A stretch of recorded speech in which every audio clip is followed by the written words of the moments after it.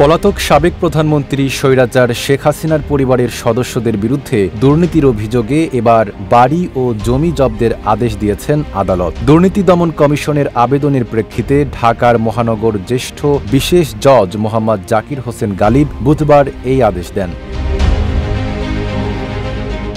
আদেশ অনুযায়ী খুলনা, গোপালগঞ্জ ও ঢাকার বিভিন্ন স্থানে শেখ হাসিনার বোন শেখ রেহানা, ছেলে সজীব ওয়াজেদ জয়, মেয়ে ছাইমা ওয়াজেদ পুতুল এবং ভাগ্নে রাদওয়ান মুজিব সিদ্দিক ববি ও ভাগ্নি আজমিনা সিদ্দিকের নামে থাকা একাধিক জমি ও প্লট জব্দ করা হয়েছে। এর মধ্যে রয়েছে বাড়িধারায় পুতুলের নামে থাকা 4,98 লাখ টাকার প্লট, খুলনার দিঘলিয়ায় পরিবারের অন্যান্য সদস্যদের নামে থাকা 61,87,000 টাকার জমি এবং গোপালগঞ্জের টুঙ্গিপাড়ায় রেহানার নামে থাকা 20,50,000 টাকার জমি। সানবিট সব দিবে সামাল।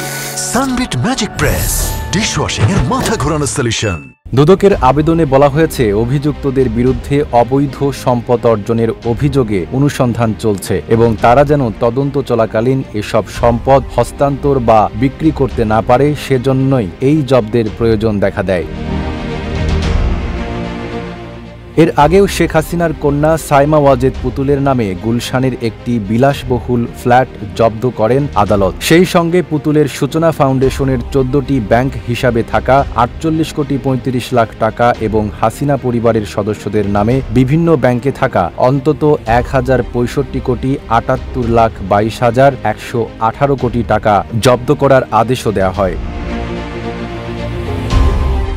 পলাতক শেখ হাসিনা বর্তমানে ভারতে অবস্থান করছেন। ছাত্র জনতার অভ্যুত্থানের মুখে ক্ষমতাচ্যুত হওয়ার পর পলায়নের মধ্য দিয়ে তার দীর্ঘ 15 বছরের ফ্যাসিবাদী ও কর্তৃত্ববাদী শাসনকালের অবসান ঘটে। এরই মধ্যে শেখ হাসিনা ও তার সরকারের সাবেক মন্ত্রীসহ যারা বিদেশে আছেন তাদের দেশে ফেরাতে ইন্টারপোলের মাধ্যমে রেড অ্যালার্ট জারির সিদ্ধান্ত নিয়েছে দুর্নীতি দমন কমিশন দুদক। নাইম আরাবী, ঢাকা পোস্ট।